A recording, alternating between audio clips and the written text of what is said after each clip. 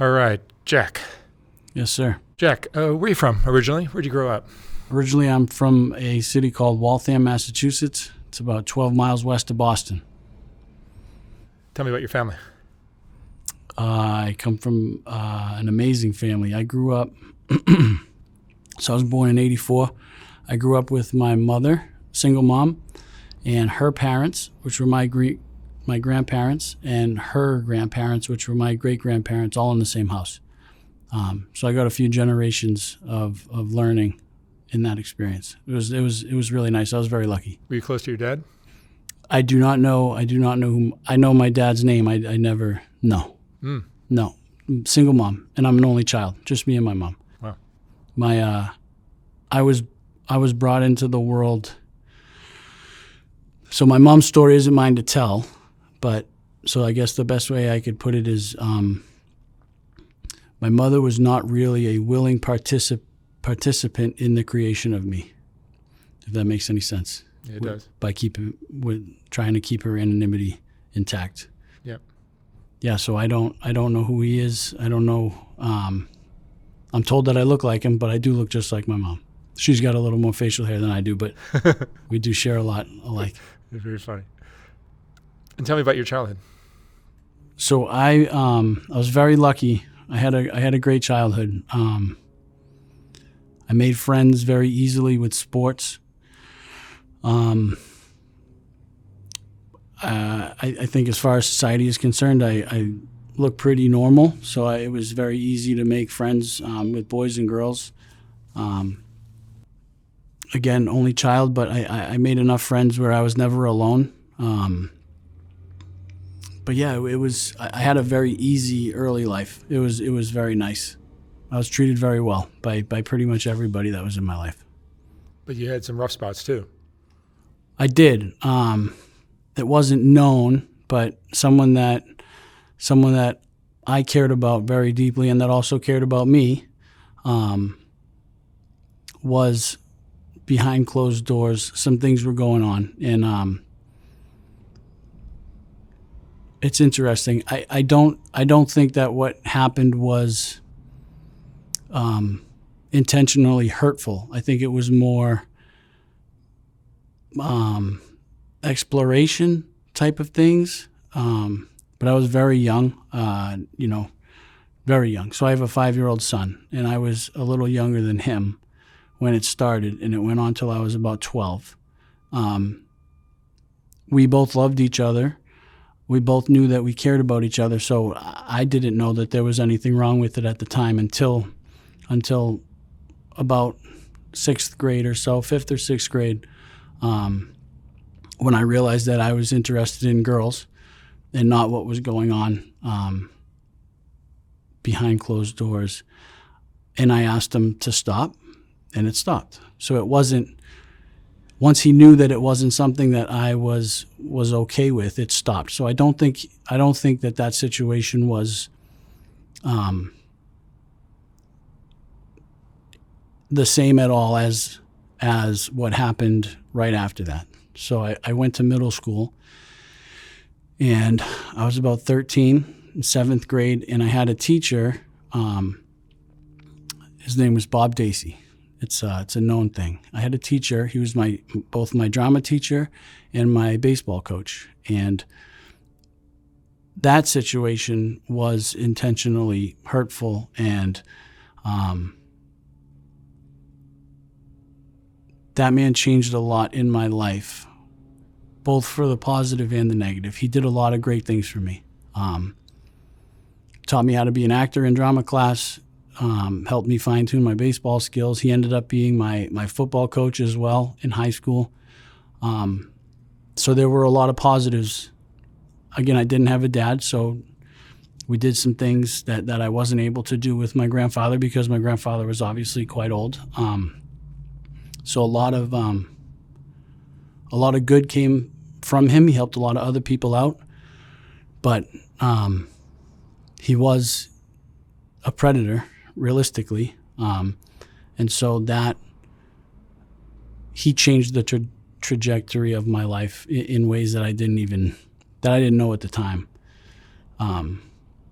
I've actually never spoke about. I have with a couple different therapists, but I've never actually spoke about what happened, which is I'm okay with speaking about it. So when I was 13, I was in middle school, and this man. So I'm just going to call him Dace. That's what he is to everybody, and it's easier for me to fluidly talk about it if I just call him by name. So Dace told me that he had a friend in Providence, Rhode Island, that was involved with the mob, and he ran like a massage parlor. And in order for him to hire new girls, he would test them out on people. And so Dace told me that his friend would send girls to Dace's house, and they would see if they were any good at giving massages. So he said for Christmas he was going to give me a present, and he was going to have one of those girls come to his house and give me a massage. And as a 13-year-old kid, I thought I was the man. I thought it was going to be the best thing that ever happened to me. So I said, of course, that's great. When the time came, there were rules. So I had to be blindfolded so that I could not identify the girl. If I was out in public with my friends and I saw her, that I could, point to her and tell my buddies that, oh, that's the girl that this happened with. So I had to be blindfolded, and my hands had to be tied so that I couldn't, reach out and grab her, force her to do anything, which at the time made sense. I was a kid. So I agreed. That night, I was tied to bedposts, and a blindfold was put on me. And I heard a car pull up outside. I heard Dace go outside, and I heard him talk to another man, and I heard girls' voices. And then I heard somebody come in, and it was great. I mean, at the time, I remember thinking that it was amazing. I got a full body massage for an hour with oils, and it smelled really good. And I had never had anything done like that before. And then it turned into a hand job and oral sex performed to me, and which I thought was amazing. I noticed. You were 13. Yeah, I was 13. So this was like, again, so as a kid, I had those experiences, not with a girl. So this was like, I was elated. I thought I couldn't wait to tell my friends about it, although I wasn't supposed to. But I remember throughout the massage and stuff, I kept feeling like her fake nails come off and like drop on my chest or drop on my stomach, and then she would pick them up and stick them back on, which I didn't think much of it, but I remember noticing that and thinking that's strange. Like why doesn't she just have real fingernails? Anyway, it happened. I thought it was great. She put my towel back on. Dace came in, untied me, asked how it was. I said it was great. He asked what happened. I didn't want to tell him because I thought it was like between me and this girl. A couple months go by. He tells me that his friend reached out again and he wants to send another girl. And I said, sure. So it happened again. This time while it's going on, right off the bat, I don't know if it was because I was paying attention to it, but I kept feeling her fingernails come off and fall on me. And then this time, the person kissed me. And I couldn't tell if it was just my brain being strange, but when they kissed me, I thought that I felt stubble, like a man's stubble. I wasn't sure, but it felt like it. And my brain told me immediately, like, you're crazy. Just relax and enjoy the situation. So all the same things happened. And it was cool. It was a little strange because the nails thing, and I thought I felt stubble, but I couldn't be sure. And they didn't try to kiss me again after that. Maybe I made a face or moved away. So I shrugged it off. And but it just left kind of a weird feeling. So a couple months went by, and Dace, at the middle school, Dace told me, hey, my friend has a girl. And I was like, you know what? The last time was kind of weird. I don't want to do it anymore. And I'll never forget, he got infuriated, and he had a whiteboard in his classroom that he would draw stuff on in classes, and he punched the whiteboard and broke a couple of his knuckles. And just freaked out, and I couldn't understand it. And he said that I was going to embarrass him in front of his friend. I was just very scared. So I said, I'll do it this last time, but it's the last time that I'm going to do it. So this last time, I just had to know what was happening. So this time, the third time, which would have been the final time, when he was I was tied, and when he put the blindfold on me, I made sure that I could see. And he said, can you see anything? I said, nope. So he leaves the room. I hear the people outside. I hear girls outside, and I hear somebody come in the house, and I see that it's not a girl. It is Dace, and he's naked, and he has a woman's wig on and fake nails. And so, again, at this point, I think I was 14. So in an instant, I had to make a decision. Do I scream? Do I politely say, Dace, I see that it's you. Can we not do this? As a 13 or 14-year-old boy, my best decision was to act like everything was normal. I didn't know if I told him that I could see and that I knew it was him, I don't know if he's then going to beat me, rape me, take it a step further. I knew what was going to happen. I was going to get a massage, and I was going to get a hand job and oral sex, and then it would be over. I knew that was the extent of the experience. Was it him the other times as well? It was the previous times that he arranged this? It was it him? Yeah. Yes. Oh, it was? Yes. So I see now that this whole time it has been him, and that's why I see his fake nails falling off, and that's why I felt stubble when they kissed me. But in that instant, when I saw that it was him that came in the room, I made the decision to pretend like everything was fine. Immediately when he touched my body, somehow, it was as though I was watching it from up in the corner of the room. And I wasn't feeling what happened. I was like watching a man give me a massage. Like my brain protected me somehow and got me out of the situation, and I was just watching it happen. And I didn't know that decision that I made to not do anything would confuse and change my life in such drastic ways.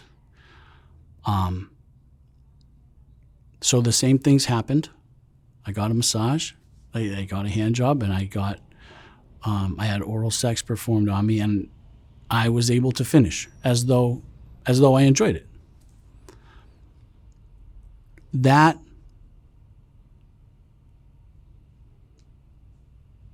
made me question everything about myself, because am I gay?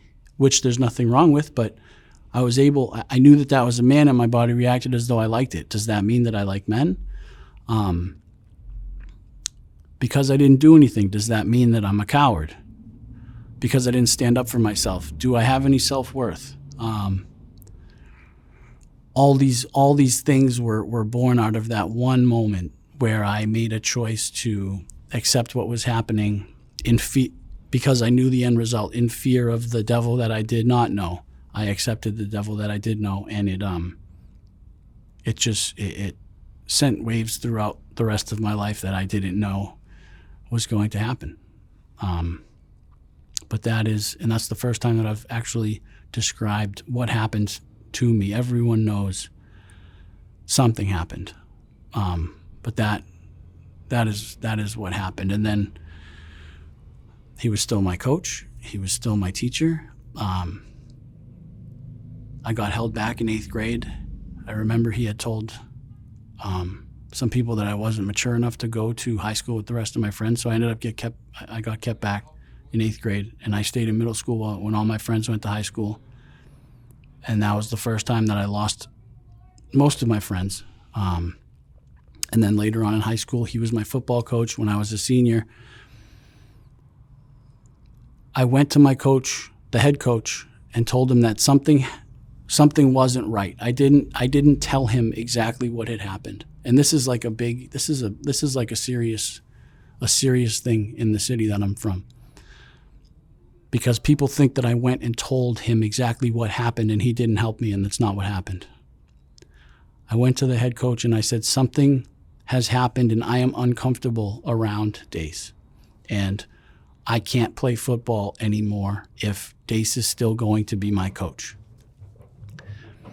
And in order for him to do anything, I would have had to explain what happened and why I'm saying this, and I wouldn't. So there was nothing that he couldn't just say, okay, you won't tell me what's going on, you're just uncomfortable, I'm going to tell Dace that he can't coach. He wasn't capable of doing that.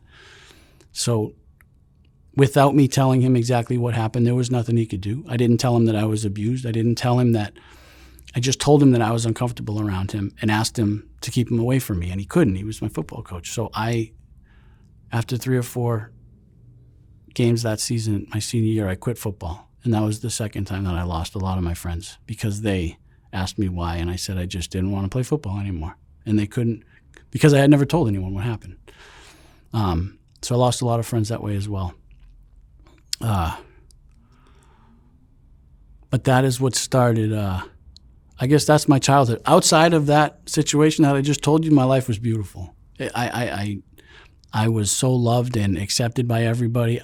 Although when I was alone, you can only be with your friends and people that love you so much. There's always going to come a time where you have to go home, or a time where if you're at a sleepover, everybody else is asleep and you're alone with your own thoughts and feelings. And I was never okay. I was never okay with not taking care of myself in that situation. And it affected me. I became suicidal, started writing a lot of really dark poetry, which I just assumed all young boys write horrible poetry when they're young. And but I found opiates, and opiates saved my life. The first time that I took an opiate that was not prescribed to me, I immediately felt like nothing bad had ever happened to me. When I walked in a room on opiates, when I walked into a room normally, from age 13 to 19, I thought that you could just tell by my face that I had been sexually abused and that I was damaged goods. The minute that I took opiates, I somehow thought that it was gone. I don't know if it was, I just didn't care what people thought because I was high, but I distinctly remember the first time taking opiates, my brain telling me, you finally found what you need to get through the rest of your life on a daily basis. This is it. This is what's going to get you through life. And I no longer wanted to harm myself. I no longer wanted to take my life. It was like this newfound zest to want to live as long as I had opiates, which at the time I thought was fine. You know, I knew people took opiates all the time. If they had pain, I didn't think it was a big deal. You know, I was 19 at that time. Fast forward, I'm 39 now. I didn't know the impact that opiates would have on me. I didn't know all the hurt that it would cause. That's a whole nother chapter of the strange book.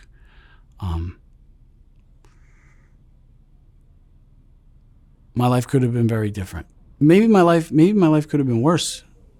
But in a strange way, Dace made a very positive, profound impact on my life. Before that happened to me, if we were at recess and a group of kids were teasing another kid, I would have joined in. I wasn't always very nice. If I didn't need to be, I wasn't very nice. I mean, I was generally okay. But after that happened to me, I knew what it felt like to be helpless in a situation and be victimized, and it completely changed the way that I treated other people. And I would go out of my way to spend time with people who others wouldn't. I would, like I said, I played sports. If one of my sports friend was picking on someone who maybe was in choir or some class that was looked down upon for some reason because the social situations in high school are very strange, I would stand up for those kids and tell my buddies to relax and try to invite that person into the social circle that I was in. So he actually had a very positive impact on me, regardless of all the negative that happened from it. He made me a better person. And I have to say that I'm glad that happened. I'm happy with who I am today. It's taken a lot of therapy and a lot of treatment centers to get to where I am today. But I'm very happy with who I am, and I'm convinced without him, I wouldn't be this good of a person. If that makes sense. Yeah. Did it come out that he was doing this to you? It did not come out that he was doing it to me. It came out. That was one of the tough facts of that. The 11th kid after me told someone, a family member told someone. There were how many kids total? I don't know. It never came out that there was anyone before me, but there were 11 after me. Wow. He was pretty good at what he did, so I can't imagine he would be that good at it if I was the first one. But, I mean, it's possible. But the 11th kid after me told someone about what happened. And I don't believe that the situation was the same that I just described. It could have been. But he told someone, whether a family member or someone, that Dace had got him some special sort of present or like brought him to a strip club or however he described it to make himself okay with it. And that person heard, and that loved one of his heard what they said and thought that it was strange, and so they went to the police. And so Dace was arrested. Two detectives showed up at my house. I was 23. Two detectives showed up at my house, asked me if I would talk to them, do a recorded statement, and I did. But in the statement, in that recorded video, I told them, like, listen, I'm high. Anything that I'm about to tell you, like, I'm not going to be any use to you guys. Have been using drugs for the last 4 years every day, and I'm high on Oxycontin right now. I'll answer whatever questions you want, but this isn't going to help you. So Dace got arrested 2 weeks before he was to go to court. They say he had a heart attack. Someone got him a large amount of heart medication that he took all at once. And so he took his own life in prison in a holding cell in Cambridge, Mass, 2 weeks before he was to go to trial. So he's gone. I mean, he's not hurting anybody else, but a lot of people have not had the closure that I've had.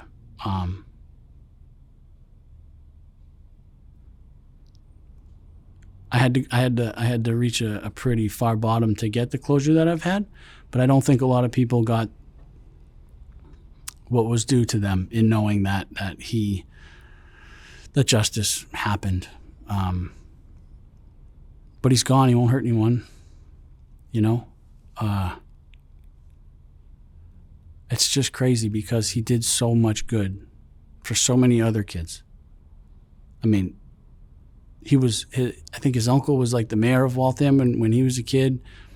He was loved. And that's why I was really scared to tell anybody about what happened, because anybody that I would have said anything to would have said, you're out of your fucking mind. And how could you say that about such a good man? Or maybe they wouldn't. I'll never know. Today he's viewed differently because it came out, but it would be like, if I came to you and I was like, hey man, Tim Tebow grabbed my butt. Be like, Tim Tebow's a great man. What are you talking about? That's just an example. Tim Tebow's a great athlete. I'm not saying. I'd be like me saying, anybody that's well respected. Yeah, I saw Jesus Christ steal a candy bar. Like, he was just a question that He was a person that you didn't question their behavior. So I didn't, and I learned a very hard lesson. But that is what fueled my addiction. I don't think that's what caused me to become addicted to drugs, but that was the excuse that I held on to anytime a family member, a loved one, a girlfriend, a friend were like, hey man, you got to calm down. And I would always play the, you don't know. You don't know what I've been through. If you had been through what I'd been through, you'd be doing the same thing. And I held on to that for years. For years. And it was just an excuse. That man did not cause me to use drugs. I found drugs, and they helped me. They helped me live for that period of time. The drugs saved my life until they started to try and take it from me. But at first, without opiates, I wouldn't be sitting here making this with you right now. Tell me where the drug use took you. So drug use took me. It started when? Started when I was 19 years old. When I graduated high school in 2003, I moved to New York to try and be an actor and a model. And I lasted about 6 months. The industry was tough. Wasn't really my cup of tea. And some of the things in that industry that I was, whether I saw, participated in, was asked to participate in, but didn't, a lot of it reminded me of what I had been through. So I came home after 6 months with no warning. I just came home and told my mom I gave it my best try, but it just didn't work out. And I started daily using OxyContin. I dabbled with whatever I could, but marijuana and OxyContin was my jam. Eventually, OxyContin stopped coming around. My grandfather died when I was 26, April 10th, 2009. It was Good Friday. I have his name tattooed on my back. He was everything to me. He was like my dad because I didn't have one. Bumpa. He died on Good Friday, 2009. And I couldn't find pills. But I could not deal with his services without opiates. So I found a person who had heroin. Where I'm from, it's not like California. Where I'm from, heroin comes in a powdered form. It's not the black tar that you guys get out here. So I was just able to snort it. And same effect. But that was my introduction to heroin. I couldn't find pills. I found heroin. Enough time goes by where you snort and smoke heroin where it becomes $500-$600 a day habit. And then there's always that one person. I'll never forget this kid. We were going to get some stuff, and I told him how much that I was doing a day and what I was spending. He was like, you could spend $50 a day and get by. You just need to do it properly. And so I allowed him to do that for me. And I never did it any other way than IV after that. Any drug that I used, if I was, because I did my share of cocaine and crack and other things, but from that day forward, I never put anything up my nose. I never smoked anything. It was always IV drug use. It's just, once you learn how to ride a bike, walking somewhere just seems ridiculous. It's just a faster way to get to where you want to be. So I ended up,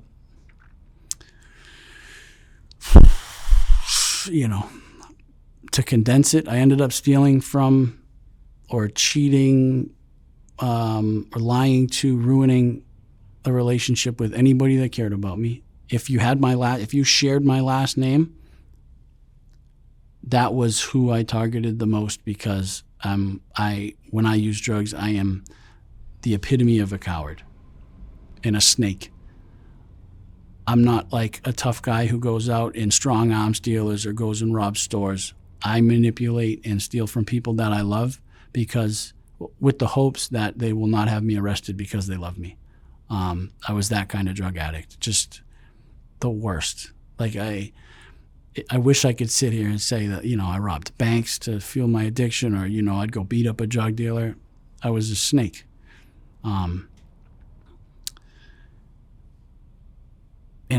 even the day that my grandfather died, Bumper, that I was telling you about, he meant everything to me. But the day that he died, I waited for my whole family to leave my house so that I could go and steal my grandmother's checkbook to write myself some checks to make sure I could have drugs. So it brought me to living in my car, which at the time I still thought that I was okay because I had a warm thing to sleep in. The car which my grandfather left me.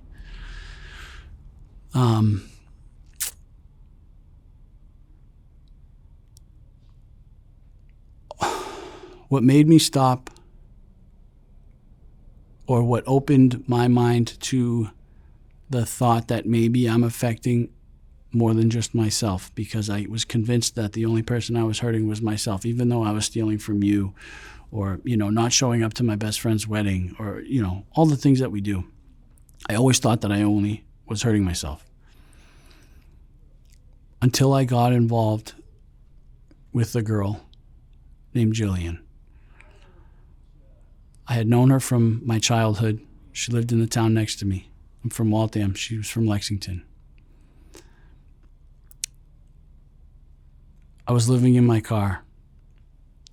I had like 30 days clean, and she reached out to me and she said, "Hey, I'm having a problem and I see that you're clean. Can you help me?" And I said, yes. She was living in California at the time. She came back to Massachusetts asking me for help. She came to Massachusetts. We met up. I took her to some meetings. But in the end, I ended up getting high with her. She was just taking pills. And this is another thing. This is another thing that I haven't spoke about. That nobody. I've spoke to people about this personally, one-on-one. My closest friends or therapists, but I've never spoken about it. So we started using together. She was just taking pills. I was a heroin addict.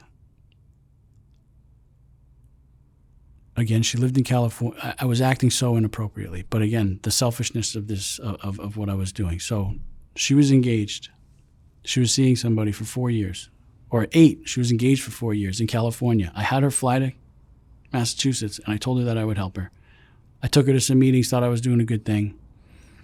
Eventually, we started using together, and I knew that if I could get her to use drugs the way that I use drugs, she would need me because she doesn't know how to do it on her own. And so I went down that road. I introduced her to the use of drugs the way that I use drugs, and she needed me. She didn't know how to do it on her own. She didn't know where to find the type of drugs that I was using. In my selfish storm, I convinced myself that I loved her and I wanted to be with her, but really she was giving me a place to live, and she was supplying us with drugs. She went back. We went to treatment together, and we left and got high. She went back to California, and we would stay in touch. She would go back and forth, but I was on the phone with her one night, and she told me she's in California, in Santa Monica is where she lived. I'm in Massachusetts getting high, talking to her on the phone, and she says, "I just ate my whole prescription of Klonopins, and I filled my prescription for my pills. Will you stay on the phone with me until I stop responding?" I remember thinking, this is so sad. I remember thinking in my head, this is such a sad, pathetic attempt for a girl to just keep me on the phone. But I said yes. I said, "Sure, I'll stay on the phone with you, Jill." Maybe an hour, it was between maybe an hour and 12 minutes later, she stopped responding. I thought she had just, I didn't think that it was what it was. I thought that she just wanted me to stay on the phone with her while she was getting high because her fiance didn't understand. We stayed on the phone about an hour and 12 minutes, and she stopped responding. The phone call ended. The next morning, I wake up and I tell my mom, "Hey, last night because I had brought Jillian home, my mother knew who she was. They said, last night on the phone, Jill said that she wanted me to stay on the phone until she stopped responding, and that she ate all of her pills. And I think it was a cry for help. Right after I told my mom that, my phone rang, and it was from Jillian. So I got scared, and I didn't answer the phone. And a voicemail was left, and I listened to the voicemail, and the voicemail was a man, and he said, I know who this is. I'm standing here with a coroner and a detective. My fiance's dead, and this is the last phone number that she spoke to last night. She had it programmed as some other girl's number, but now I know who this is. If you have any decency in you, call me back. So I called back. And the first thing that I was asked was, why couldn't you just leave us alone? And I didn't know how to answer that. I just apologized for being selfish. I mean, there's nothing you can say on a phone call like that. This man's fiance is dead. It was a very much harder for him, I'm sure, the phone call. I'm not, it was just a very hard conversation for me to have, knowing that. So a lot of people tell me it's not my fault, which may be true. But when someone is asking for help, whether they directly say they want help or whether they say, this is what I'm going to do, I could have hung up the phone and called her mother, whose cell phone number I had. I could have hung up the phone and called 911 and said, there's an emergency at this address. I knew what her address was. I could have called her fiance. I did none of those things. In some sense of the word, I hold fault in that situation. Fault in not helping somebody who was begging me for help. Fault for bringing her down that road. Like I in no way, shape, or form do I think that I'm scot-free. Like, I'm not in control of my actions. I have a disease. What I do when I'm high. No, it was I made conscious decisions to put myself in the situation, knowing the consequences. So in some form of the word, I hold fault in that situation. That was the first time in my life that I realized that my drug use and my behavior is affecting other people. I was so hard-headed that I needed someone to die for me to realize that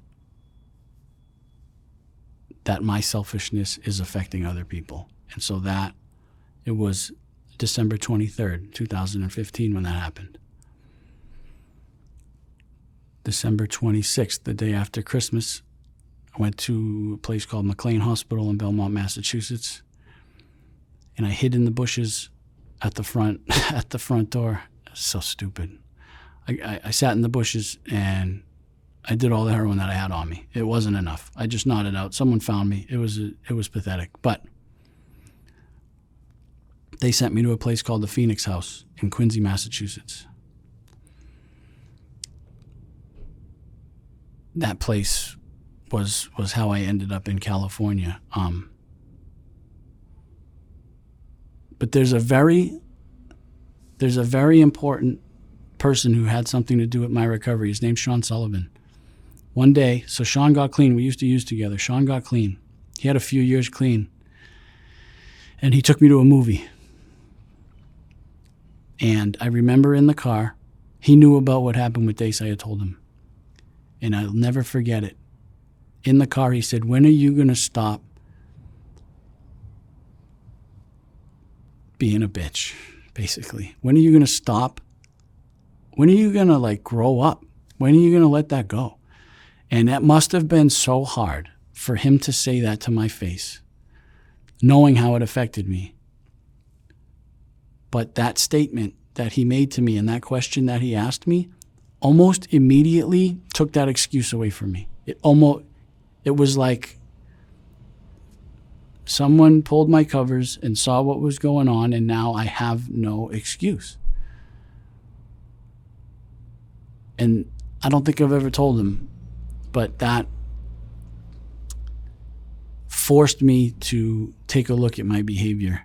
And I'll never be able to repay him for calling me a bitch that day. It was amazing. He's a great man. He's still clean. I think he's coming up on something crazy like 9 or 10 years. Good Irish kid from Waltham, Sully. Yeah, that the death of someone else is what made me start to believe that I had some sort of a problem. And I think that it is worth noting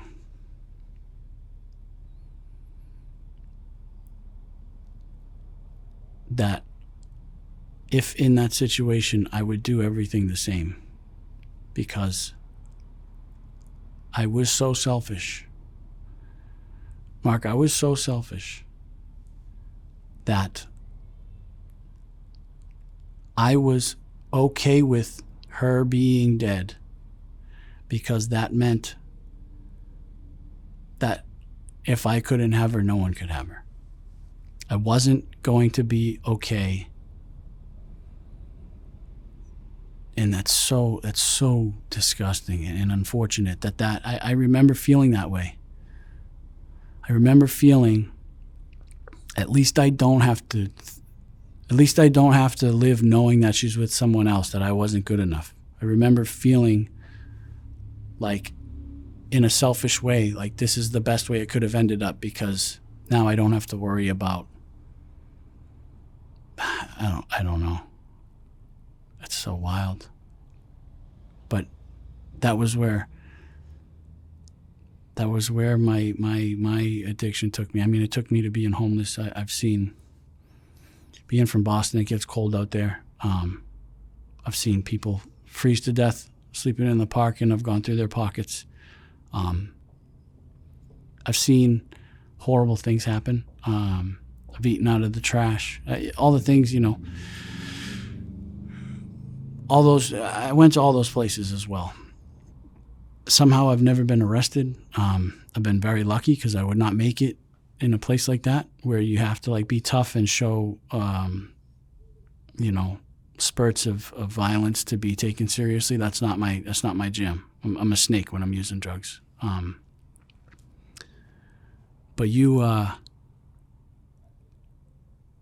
don't know if I'm allowed to talk about other people that you've interviewed. When I came to California, there was a man that worked in the treatment center, and his name was Hutch.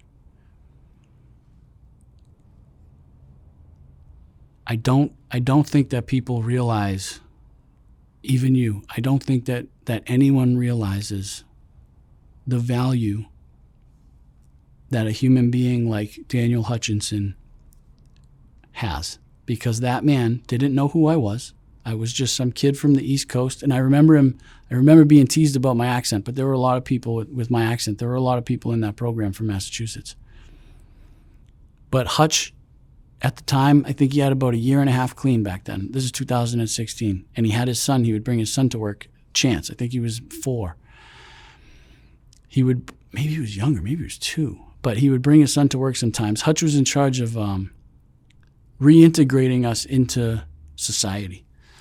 So he would take us to the beach, or, he would all pile in these druggy buggies, the vans, that 11 passenger vans, and we would go places. And he took us from Orange County to the Redwood Forest up on the border of Oregon. It was a 17-hour drive. He took 22 people, 2 vans full of us.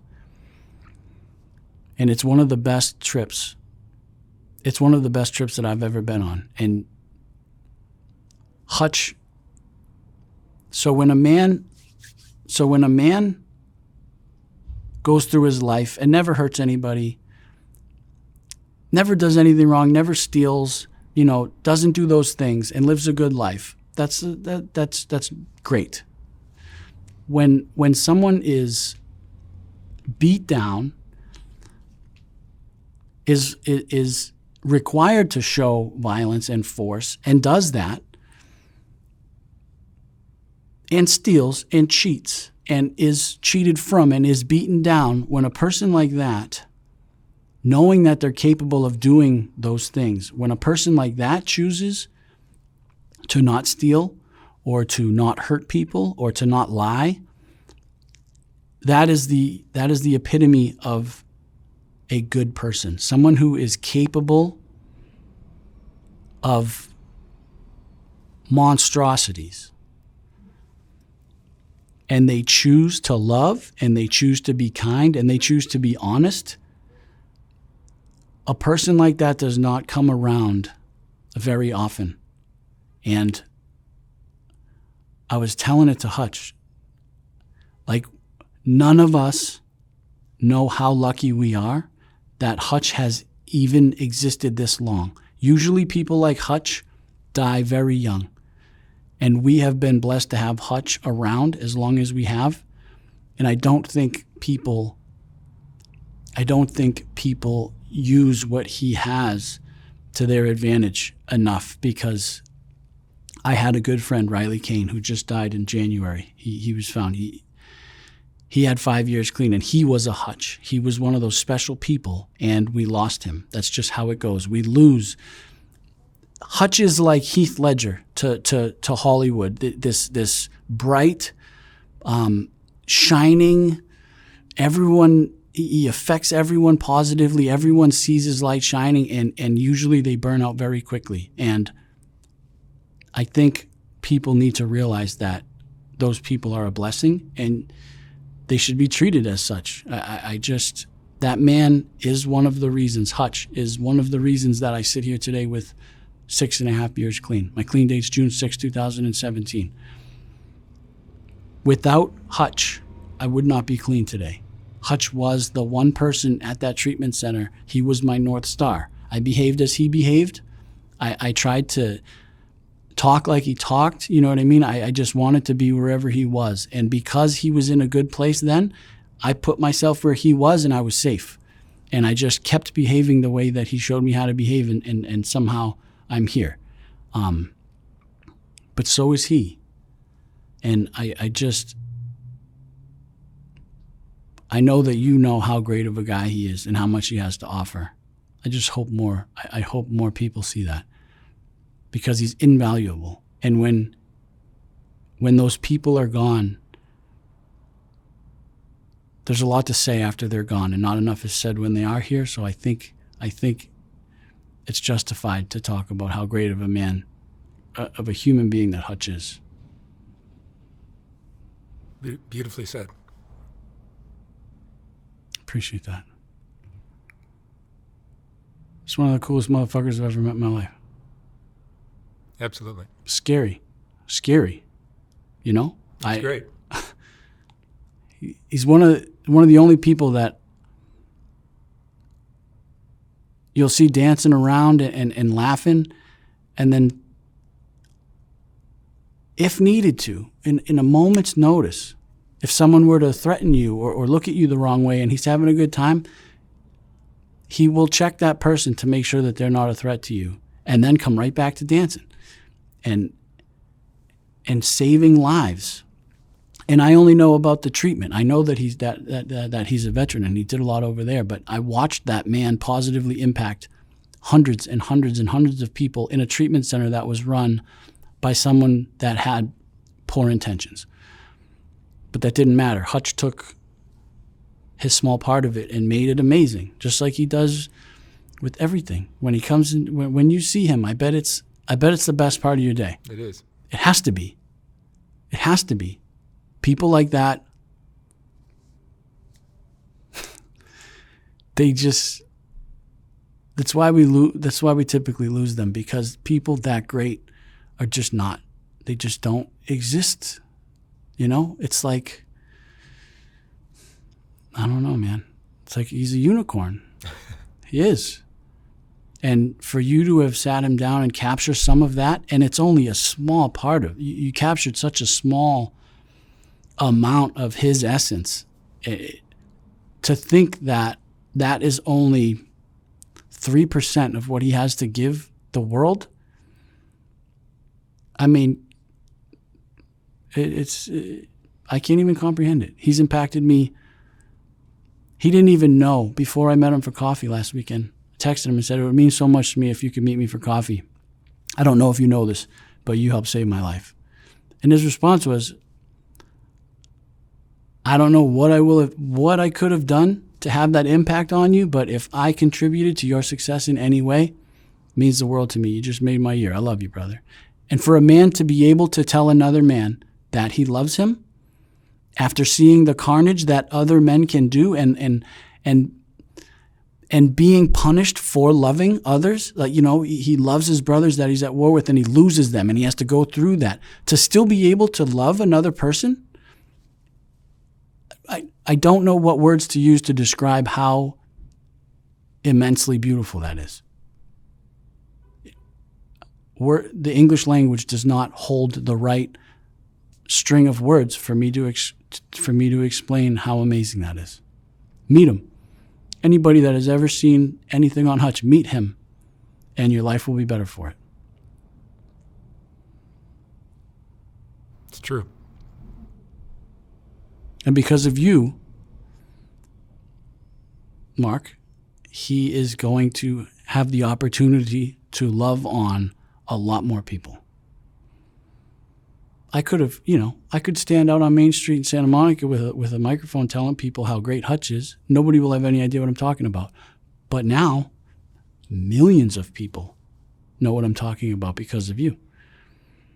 And I don't think that, just like I don't think Hutch gets enough credit for the type of person he is, I just met you today, but I don't think that you get enough credit for what this can accomplish. Where it will go, I don't know. But I know that if I were in high school going through what I went through and I saw this of me and knew that it happens and that it's all right and that I wouldn't have gone through age 13 to 31 thinking that I was not a whole person. I would have at least seen that I'm still a whole person that just has these experiences. You know, these people that hurt me did not take a piece of me. I didn't leave anything behind. The whole time I was whole. I just didn't realize it. I thought that each bad thing that happened to me, they like took a little piece of me. So then the next person I met, I was less of who I was. It's not the case. I just didn't know that. I didn't know. I didn't know that I was whole the whole time. These type of interactions with people and these type of honest assessments of who I was, who I am, it just allows other people to understand that it's okay. That it's okay. Like, what happened to me is okay. What happened to me hurt and caused me pain. And then I hurt other people and caused them pain. I'm not saying it's because of what happened to me. I'm saying that I chose to stew in that because I didn't know that there was another Jackie out there. I didn't, and my good friends call me Jackie. I didn't know there was another Jack out there. I didn't know that. I thought that all the people that were abused were like on Skid Row, which I've been there. I'm not saying that there's anything wrong with that. I just thought that people who get abused either don't talk about it and just live their life as best they can quietly, or they go off the deep end and they just wreck everything, which I guess I kind of did wreck everything. So maybe I'm not that far off. But if I had known then that people like me existed and that it was okay to talk about, things might be very different.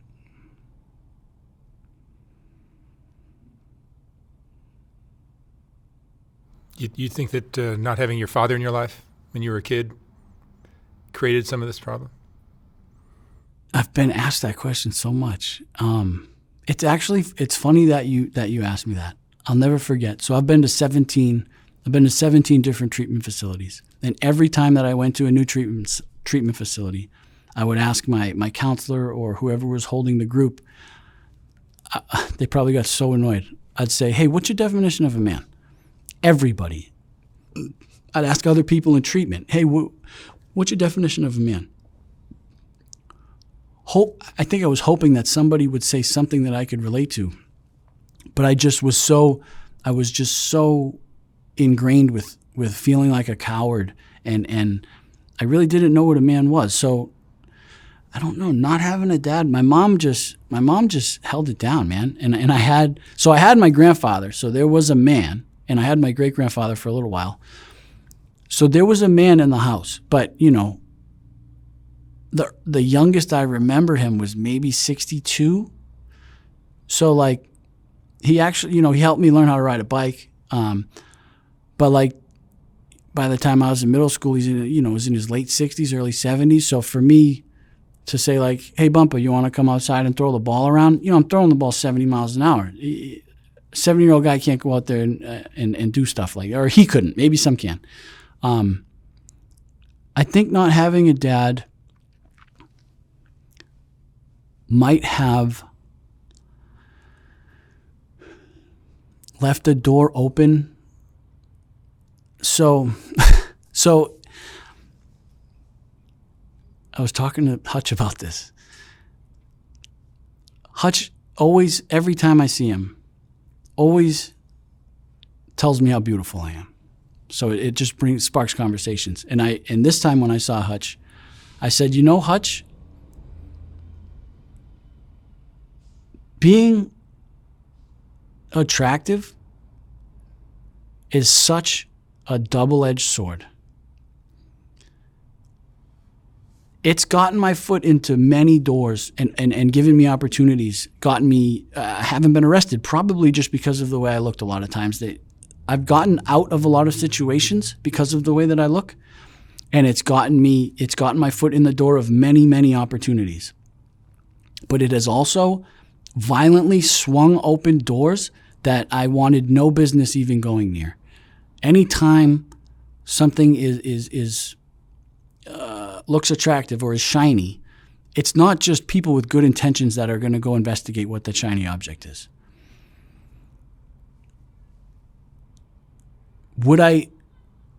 I'm not complaining by any means. I'm completely happy with looking like a socially acceptable middle-aged white guy. Completely okay with that. What most people don't understand is that it comes with,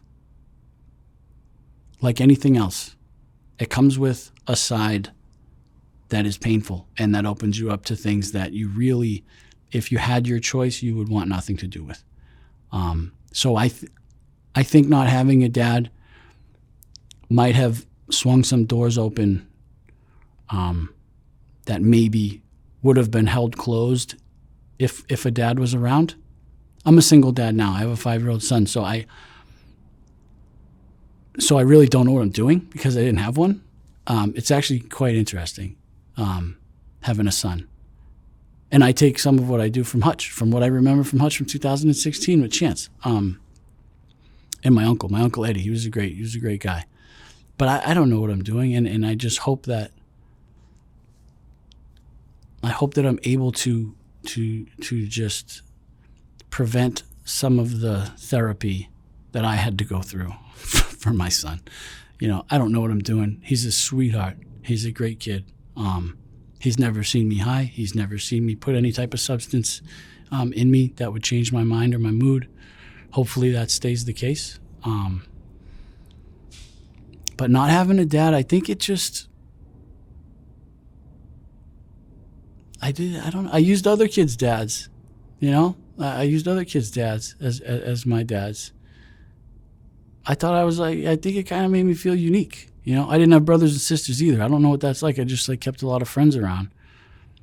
But yeah, I used my buddies' dads as sounding boards, and psychologically, did it probably have an effect? Yeah. But I couldn't tell you what that is. My mother did both. She was great. She went to night school when I was a kid to become a nurse. I mean, she struggled. You know, I don't. If I were from California, I would not be from Santa Monica. You know, I didn't have it hard like Hutch. Hutch is a tough bastard. He was like 11 kids. It was just me and my mom. So I was very lucky. But having a dad definitely impacted me in ways that I probably am not aware of. You had both parents, right? I had both parents, yeah. Yeah. And I see how important it is to have a dad who kind of showed me how to do things, how to handle this situation. Wow, that's a really tough thing for a young man to learn. You learn it by seeing your dad go through it. If I didn't have a dad, I'd be a totally different person. I think it would have been cool to have a dad, you know. And that's another, like, my selfishness. Even when I was a little kid, I would get like jealous when my mom would go to work. Be like, you care more about the patients at the hospital than you care about me. Like, I just didn't have a balanced comprehension of things, you know. And I think that it has to do with the stuff that was going on behind closed doors, you know, because I was 4 when it started happening. So, like, you know, you don't really know. My son just turned 5. He really doesn't know, you know, can't really comprehend things. Like, he'll ask me, is there anything bigger in the world than a building? I'm like, yeah, of course there is. Yeah, there's much bigger things than a building. So to hear his frame of references, for me to think about, you know, the array of sexual acts, whatever you can, you've talked to some people on this thing that have probably told you some crazy sexual stuff you didn't even know existed. Starting to be exposed to those things at 4 years old, I think that had more of effect on me than not having a dad, because no, but if you had a dad, he could have. It would have never have happened. Yes. So, and that's where I don't even see that. My dad's tolerance of bullshit is like he has no tolerance of bullshit of any sort. So when anything shady or questionable would happen, I don't know what that's like. That sounds amazing. You know what I mean? And if I had that, my life definitely would be different. And my mom was either at work or going to night school to become a nurse to give me a better situation. Right. So it was like, you know, 6 a.m. So she did her very best, but you still pay a price because she's busy a lot. But she did so great. You know what I mean? To go to work from 6 a.m. until 3 o'clock, and then to go to night school until 7:30. You know, luckily my grandparents were there, but, like, what more could she do? You know what I mean? It's not like my grandparents had a bunch of money so they could be like, no, do less, we'll take care of you. She didn't want that. You know, she wanted to make sure that I had whatever I needed and wanted. I always had what I needed. Most of the time I got what I wanted. But I looking at it, how you're talking about it, where, like, your dad would be like, no bullshit. Yeah, that probably would have been really cool. But I created my own bullshit, so I probably wouldn't have been wanting to be called on that either. You know what I mean? Yeah, I liked some kids are just I liked kind of being able to skate by. They love to be defiant. Yeah. Having both parents must be cool. Did you ever pick, like, if you had to pick one, could you pick one? Pick one what? One parent. Like, if when you were younger, somebody was like, you have to live with either your mom or dad, would you? I mean, I was super, super tight with my mom. Yeah. So I was so connected with my mom that it was like, there was no question, but that never came up. Yeah, it's not normal. That question never even came up in my head. Yeah. My parents were married until my mom died a couple of years ago. My dad's still alive. 95. 95? So you're gonna live a long time. Yeah, his mom was 96. Yeah. My grandparents all lived a long time, which is scary. He says he's going to live to be 100. I'm sure he will. That's so crazy. That's I don't know. Just at 39, all the stuff that I've seen and been through, to think that to go through 60 more years of that is just wild. Not that I would be making the same choices. No, but by being self-aware as you are, and as Hutch is, and as I am, I think you end up living longer. Yeah? Yeah, I think you understand things better, and you're a survivor. because you understand, and you have a thirst for understanding, for figuring things out. Oh, 100%. I think that with my self-awareness, I think that I will live longer than you, because even though you have all that self-awareness, you still put yourself in situations that are really wild. Yeah. I do. Yeah. But I commend you for that. These type of things they can't be faked. And I don't think that you can put a value on them, because to the right person, to the right person, it could literally save their life. It could make them understand that they have worth, and that to the wrong person, it's just another video of somebody whining about their life. But to the right person, it could make him believe that he's worth something, and then he could get into a relationship and stay, so that kid has a dad. It could cause somebody to realize that they're not the only one it happened to. So maybe they don't need to take themselves out of the world, because there's other people like them and they're okay. Those aspects of it would be a detriment to society if you did not do things like this. Knowing that it can do what it has done for some, even if it helps 100 people, but 10 million people see it. Who's to say that those 100 people are not worth it? Yeah. For every comment that I read saying, "Oh, you're just exploiting these poor homeless drug addicts," I get 5 beautifully, intelligently written emails from people saying that, like, "You're saving my life. You saved my life. You're helping me stay clean every day of the year." I was a homeless Beautiful drug stuff. addict. I exploited myself all the time. Me standing at a gas station asking people for spare change. I exploited myself with the sole purpose of getting drugs. This being done with the sole purpose of just showing that it exists. Sharing information, Yes. showing what's really going on. Yes. It's a mirror on our society. That's really what it is. And some people have a real hard time looking at that. I have a hard time thinking that there are people that will go through their whole life never meeting a man like Hutch. That's a tragedy. Hutch, I keep going back to him, but he's just, I will say that I pray that someday some person views me the way that I view Daniel Hutchinson, because that would mean the world to me, because I know how high of a regard I hold him in. If someone outside of my son, because I think he kind of feels like he has to because I'm his dad, but if some random person or friend of mine held me in the same regard that I hold Hutch, I would feel like a winner. Like I did what I was put here for. I mean, it's all love, really.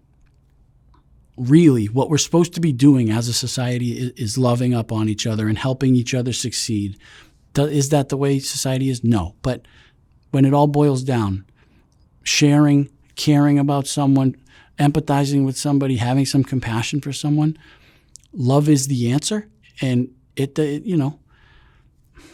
not used enough. It's made fun of a lot, and its meaning is skewed by society and movies. But love and actual human connection on a level that isn't just like, oh, hey, you want to go drink a beer? Yeah, I'll drink a beer. We both drink beers. No, like a connection, like me talking about the things that have happened to me. Maybe someday I'll be walking down the street, or me and you will grab a cup of coffee, and someone else who you're about to interview is there, and they'll say, the only reason I'm doing this is because I watched your video. And then he does a video and he shares something similar but something different. And then somebody else at some point shares at a meeting, at an AA meeting, shares at a church group that something happened and that they're okay. Or with your family. Yeah, anything, even with a friend. And maybe that friend's going through the same thing and they're like, holy shit, me too. Invaluable. And to not do that, now that you know that people see this, now that you know that this actually has an impact, to not do it would be a crime. Honestly. I don't plan on quitting. You can't now. You can't. I mean, I think I know what I'll be doing for the rest of until my dad's age. You ever think about interviewing your dad? I don't think he's as self-aware as like you are, or Daniel or myself are. Yeah. I don't think he'd be I don't think he'd make a great video, even though he's got a hell of a story. He was never that kind of person. My mom might have been. My mom would have been a great story. Yeah. Mm-hmm. But my dad's a great dude. I mean, he raised he raised a great guy, and you're doing a lot for a lot of people. Jack, what would you say is the most important lesson you've learned in your whole life? In my whole life? You've been through a lot. The most important lesson that I have learned in my whole life,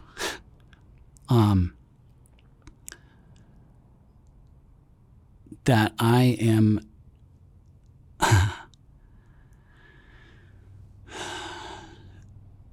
it's going to sound so trivial.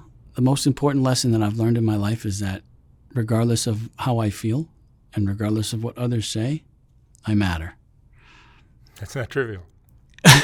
It seems so silly. No, you would expect someone to say... It's the most important thing that we can all do. Yeah, it's just, like, you matter. You know what I mean? I matter. We all matter. Yeah, and it's so important because for decades I lived not believing that. And when I actually realized it, it was like someone had given me the Powerball number. Like I felt like I hit the lottery. Yeah. Because then all of a sudden, the things that happened to me weren't so heavy because I matter. And if I matter, like the stuff that the shoes that I'm wearing, the shirt that I'm wearing, those are just like accessories. The things that happen to me are just things. But I matter. Like who I bring to the table and my love that I can show someone matters. And the best part is you don't know who it's going to matter to and when. So you just got to always be loving. Because the moment you stop, there's going to be someone that was needing it and you're not providing it. So that's the rub. You always got to be loving on people. Life rips if you're showing love and it comes back. Not everyone's going to want to accept your love. Do it anyway, man. Yeah. Do it anyway. It's one of the things I think I mentioned in one of the interviews I've done on somebody else's channel is one of the best things I ever read in my whole life. Probably the best thing. It was in one of the Course in Miracles books, which said everything we do is either an act of love or an act of fear. Never heard that. Once you see that, you have no choice. Love is just except to be loving. Yeah, and realistically, give me a reason why you can't love. I went through a divorce. My wife had an affair. We got divorced. I didn't want to get divorced, but it transpired. What good would it do my son, my ex-wife, her new boyfriend, or the woman that I'm currently seeing, who I'm in love with? What good would it do any of them if I just spewed hate and didn't accept it for what it is? What good if I told my son when he's like, why don't you and mommy live together anymore? What good would it do him if I started saying, because she's this and she's that and she did this and you'll understand when you're older? It's just like, we just, mommy's with Josh. I'm with Megan now. It's just the way that it is, and it stinks that we have him half the time and he has to go back and forth, but getting on his level and just explaining it with love, even though there was a time where I would have paid money to get on a soapbox and say all the things I hated about the situation, very quickly I learned that it does nobody any good and it makes me sicker. So I just can't understand what situation love cannot help. Might not be able to fix it, but tell me a situation that love cannot help or influence towards some sort of resolution, and I'll call you a liar. because there is no situation that it doesn't help. That's exactly right. I just wish that you started doing this a lot sooner. Me too. I should have started this 30 years earlier. Yeah, like 95 would have been great. Yep. God. All right, Jack. Thank you so much. Thank you. I really appreciate what you're doing. It was a great talk. Thank you, Mark. Thank you, man.